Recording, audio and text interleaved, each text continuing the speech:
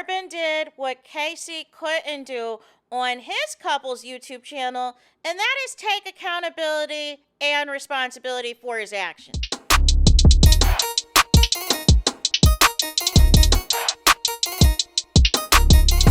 Hey there, it's Anonymous Tea, where we spill the tea anonymously. Hello, everyone. Hello, YouTubers. Hope you guys are all having an amazing day today, sending good vibes, sending positivity, sending blessings, and good energy to each and every single one of you. Thank you so much for tuning in. So, anything I say is alleged and in my very, very personal opinion. This is for entertainment purposes only. None of this is personal. The Copyright Act of 1976 is in the description box. Some meat and potatoes, some housekeeping items. So, today we are talking Love Island USA Season 8 postseason. That is the gift that keeps on giving as far as I am concerned. It truly is. Because recently I told you, Corbin was on Jay Cinco's live stream. And then ultimately, him and Jay Cinco went to DDG's 24-hour yacht stream that was in Miami, that also included Gabe, that also included Parmita, right? However, I peeped immediately that Corbin was going to get more into the content creation space. So I want to get into everything he said, and specifically what he said about his Islanders and his castmates and all of the things. So Corbin says that he does not mind the AI jokes, the chat GPT jokes. It sounds like either he's done content creation in the past, or he has a really good videographer or really good editor that has different captions, that has different graphics, that has different animations. And he also had it to where he said that there was like thousands of questions for his Q&A, because originally I think he was going to do the Q&A from his Instagram account, but then I think once he saw the demand and saw, that Casey and Tate did a couple's channel, saw that he was going to, be a part of some streams, realized that he could monetize this and put it on the YouTube. And also from his streaming with Jay Cinco and DDG and Ben the Don, he's also going to be getting into streaming and also already has a Twitch account. You know what I'm saying?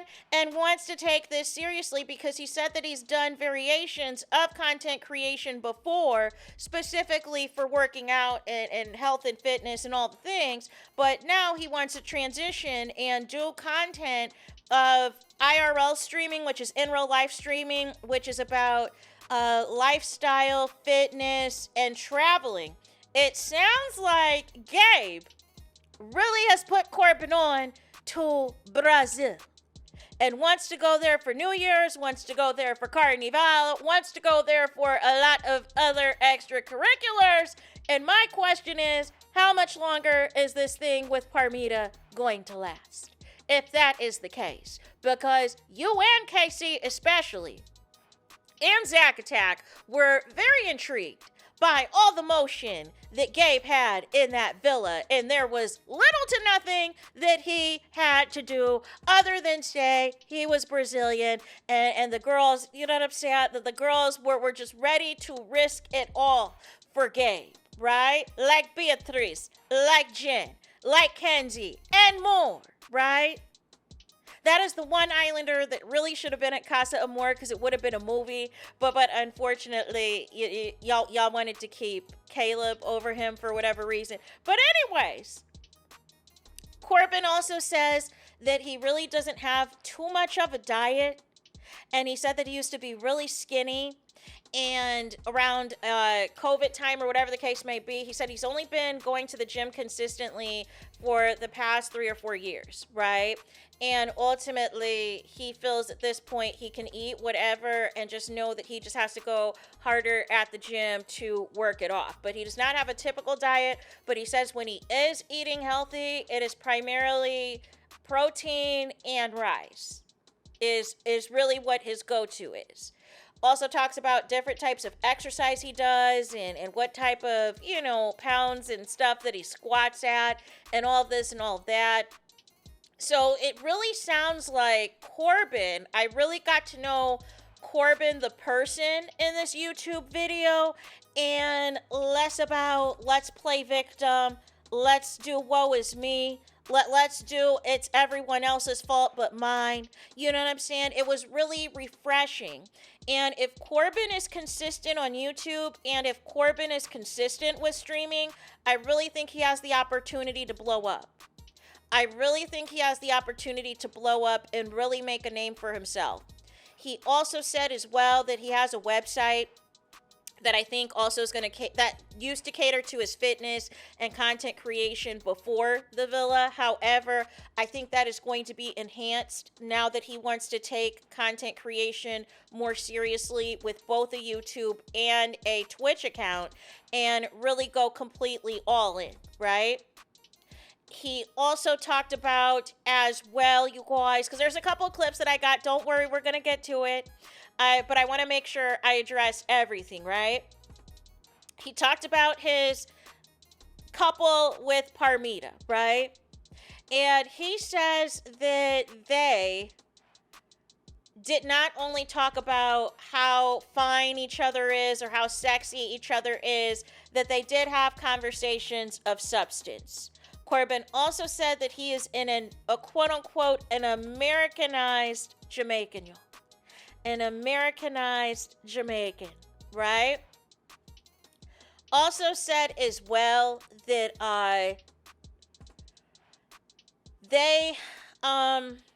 he did not have a problem with what Parmita said, that she had been with athletes and rappers and all of this and stuff before, that didn't bother him.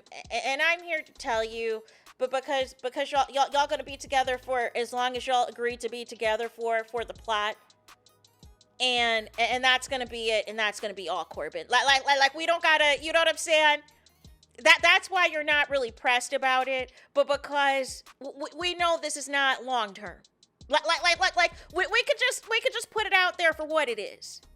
You basically said that you went into this not expecting anything, but now you see the opportunities and things and the potential. You're about to bask in these brand deals. You're about to bask in these opportunities.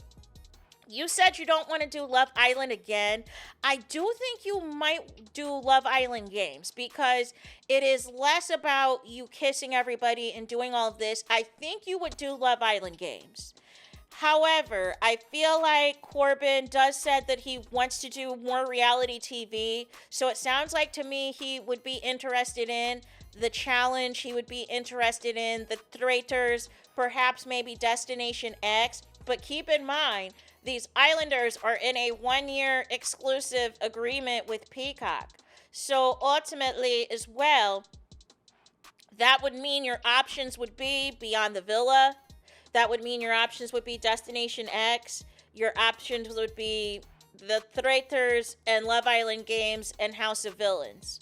Would be like the 5 reality shows that I would think you would be a part of, and you're not required to be kissing up on all these people, right?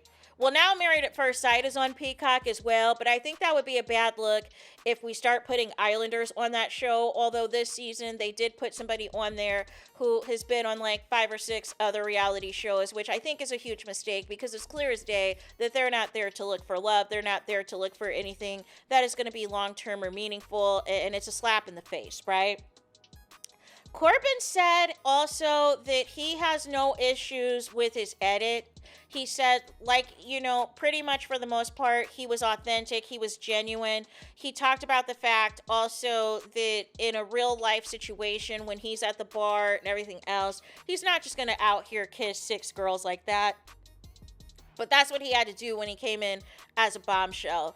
And ultimately, he just continued to be himself in all of this and all of that. And then we got to get into a couple of things, right? We got to get into a couple of things where Corbin takes accountability for his disrespect. And he said, really, it was on full display at Casa Amor. That he said a lot of disrespectful things. He owns it. He takes accountability. He regrets that happened.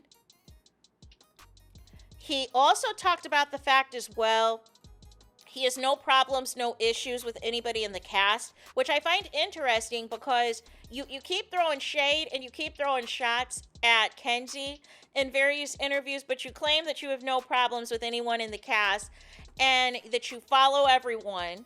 And you also said as well that you'd been peeping what everybody is doing in terms of their success. So you've been peeping the brand deals that Kenzie and Jen and Gal are getting, and Caleb.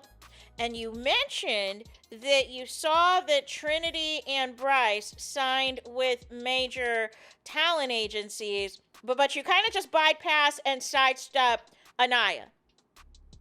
And I found this piece interesting, that Corbin's willing to talk about any of these Islanders with the exception of Anaya, and still up until this point has not explained the weird comments and the weird commentary towards Anaya, or why you went on a Scooby-Doo mission after Casa Amor to find out all the things that Anaya did for Casey. If Casey supposedly was going to be all about TT, because the answer was he was not going to until Carl came back. Like, we got to just keep it a buck for what it is. Something else a lot of people had questions about was the Melanie and Corbin of it all. And that is one of two clips that I want to get into and react to. And we are going to do that, Neil. I've been noticing some comments of, a lot of comments of Melanie and I just want to address that, as I see the comments as you guys are saying like, oh, I'm still at this restaurant, or I see this relationship still working. And Melanie and I have a friendship. We created a friendship in the villa, so that's where I'm gonna leave it at. I love how sincere Melanie are. Yeah, they may have had their ups and downs, but at the end of the day, they're gonna... What I find interesting about this clip is the same thing that Casey did when he eventually admitted why he really didn't pursue things with Soul. Corbin isn't saying, I don't want to pursue things with Melanie because I'm with Parmita. You know what I'm saying? Her and I are together. He's not saying, I don't want to pursue things with Melanie because we're better off as friends. He's saying, I don't want to pursue things with Melanie because Sincere is there. And that is the same thing that happened with Casey and Soul. Casey did like Soul, but he was never going to make that move because he saw how Sincere was hooping. Let's just talk about it. Let's just get into it. That is the for real deal Holyfield reason. Because Corbin, we peeped how you called out Sincere at the end. If you thought that there was a chance with you and Melanie, you would have dropped Parmita in a minute, in a heartbeat, because you knew there would have been an opportunity for you and Melanie to win the show.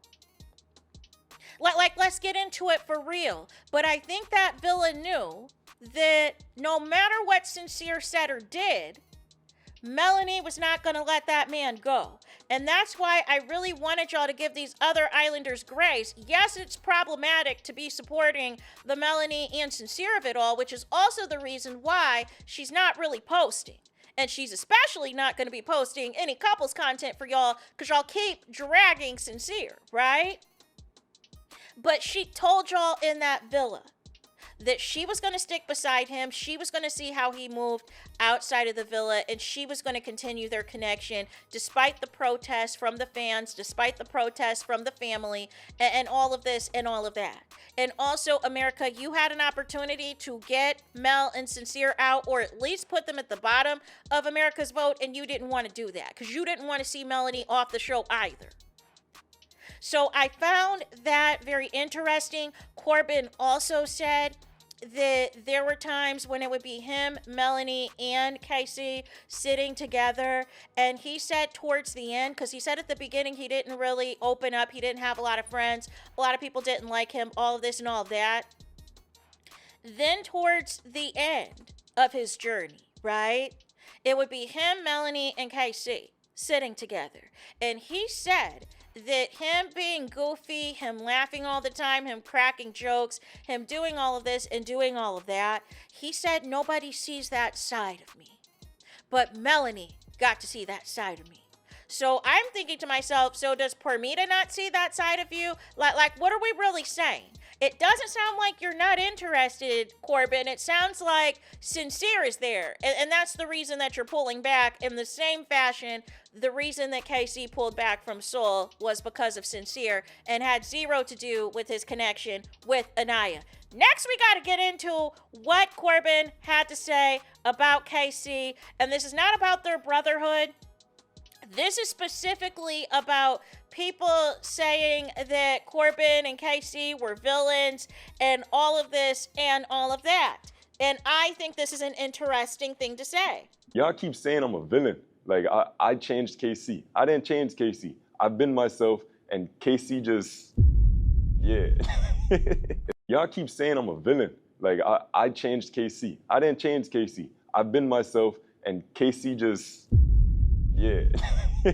So I'm interpreting this a couple of different ways, and I don't know if y'all recall on KC and TT's podcast, he basically said that, you know, the reason, I can't remember if this was on After Sun or on his YouTube, but basically KC said that there was a point where, you know, he got sick. Let's just call it for what it was. He got sick of performing. He got sick of calling Anaya the blueprint. And when I see black women, I think of you and that we're going to be in this together, even if we have problems. There's no one else I want to share this with you, but other than you, there's no other woman that could come in here after a couple days and make me be off of you and all this and all that. He got tired of performing with Anaya. And he couldn't say the things that he really wanted to say around the guys because once he peeped that Sincere ran back to Anaya, that his ex looks like Soul with a pixie cut. Once he realized that Bryce and Zack Attack were throwing shots at him in the challenges, you know, pretending to be a Prince Charming but is secretly a villain, you know, making it appear as if he already won the show, but he secretly wanted to explore other connections behind his couple's back. You know that type of shade? KC realized that these men were not really his boys, that they didn't like him like that. However, they did seem to stand up for him when it was him against Anaya, which I also found very sus, that you have no problem throwing KC under the bus when it suited you because you felt as though that could help you advance yourselves further into the show and potentially win. But anytime there is an issue between KC and Anaya and they're confronting each other, y'all come in as Captain Save 'em. Make it make sense. But Anaya's not allowed to have anybody defend her. She's supposed to be all alone and have nobody stick up for her and have nobody back her up. Make it make sense. But I feel like the reality of this is either KC had been making disrespectful comments about Anaya and production did their best to hide it because it was unbeknownst to everyone. And maybe that's why Bryce was questioning KC in the bedroom, asking him if you were really attracted to Anaya for real. And KC was like, of course, she's the total package. And remember, Bryce had asked KC, why are you spending so much time talking to Trinity, talking to my girl? Why aren't you in your couple with Anaya? And it's interesting because I feel like KC peeped early on the type of morals, values, and standards and upbringing that Anaya came from. And KC quickly realized he could not live up to that. So he pretended for as long as he could. But then once he realized that Zack Attack and Bryce, you know what I'm saying, and Sincere were letting Anaya know what the real tea was, what KC was really doing behind her back, which led to her having so many questions about the couple. I think KC was trying to find another ally, and that ally became Corbin. And once he realized with Corbin that Corbin's going to say whatever, KC wanted to follow Dada. He wanted to follow Dada and also say the things that he has been afraid to say for the first few weeks, and then it completely unleashed at Casa Amor. It was KC Amor. It was King Casa time for you to really say what you really think about Anaya. Oh, those, you know what I'm saying? Like it was on and popping. It was on like Donkey Kong to say all the things that you really wanted to say. So Corbin is saying, listen, look here, I've always been a villain. I've always had a-hole tendencies. I've never pretended to be something that I wasn't. It is just that KC, once he got comfortable, once he left the Bryce and the Zach attack of it all and the sincere of it all and started hanging out with me, either he is trying to impress me or this is Casey's real personality. But the thing of it as well, what is interesting is Casey deep down actually wants to be liked. Casey actually wants to be liked and accepted. That's the thing of it too. He wants to be liked and accepted, but he also wanted to win the show. He also wanted that 100th thou wow. You know what I'm saying? So it's interesting that when we perceived Casey to do all of the things right, and him and Anaya were leading those polls for those first couple of weeks, that was not the real Casey. That was the performative Casey that he has seen Caleb do from season 2 successfully, that he has seen Timmy from season 4 do successfully. And he could not fake it like that for the entire 6 weeks with Anaya. So once he finally saw, and I think the other thing too, we got to keep it a buck, he was jealous of all the action the men were getting in that villa compared to him. Like, let's just call a spade a spade. He was jealous of all that action that the other men were getting into that villa. And he felt entitled to Anaya because there was nobody else at the door for either of them. Neither one of them were chosen, but Casey took it personally. He was jealous of all the action Gabe was getting. He was jealous that Zach Attack could immediately do what him and Kata did in the Hideaway week 2. He was jealous of the action, once Bryce and Trinity got more comfortable. Definitely jealous of Gabe. Real jealous of Gabe. Because Gabe, it didn't matter who he was in a couple with or not. Those ladies were flocking over to him, kissing him down, doing stuff with him in the bed. Jealous of Corbin, and I feel like that's where it started as well. Jealous of all the action that Corbin was getting, that everybody was into Corbin. Jealous of Sincere, because no matter what, he was getting away with all this nonsense. And still had ladies coming back for more. And ultimately, KC felt undesired until Casa Amor. He was mad, not just that Anaya wasn't behind his door, but that none of the OG women were behind his door, and felt a certain type of way about it, and took it out on everybody, but specifically made Anaya the target. So now you go to Casa Amor, where most, if not all, the women initially are all interested in you until you narrow it down to TT and Sydney. And then the other girls decide to pivot because Parmita came out and said that she was interested in KC. Like a lot of the ladies were there for KC. This was really designed for KC when it was all said and done. It was just the disrespectful comments. I have no problem with Casey bringing back TT, but it was the disrespect that happened during Casa Amor and the HELL that happened at that fire pit. You know what I'm saying? And then still taking no accountability because y'all gonna bring up, oh, well, Casey apologized multiple times on the show. How many more apologies does he need to do? Well, he took all of that back when he got on Aftersun and got coddled by Sierra and Taffy by basically saying his connection with Anaya was draining, that Anaya is absolutely fragile, and that their connection was not organic. And then he goes on his podcast and him and TT think that they are not liked because they're black. And I'm of confusion because we love black love on Love Island. When it's authentic, when it's genuine, when it's a good person, there is nobody that is no Serena and Cordell at this point in terms of black love. You know what I mean? You're not going to be rewarded ever for any type of disrespect or mistreatment of black women. That is not how that's going to work on this show when there is a huge voting block of black women, you know what I'm saying, that ensure at least 1 or 2 black women get in this finale every year.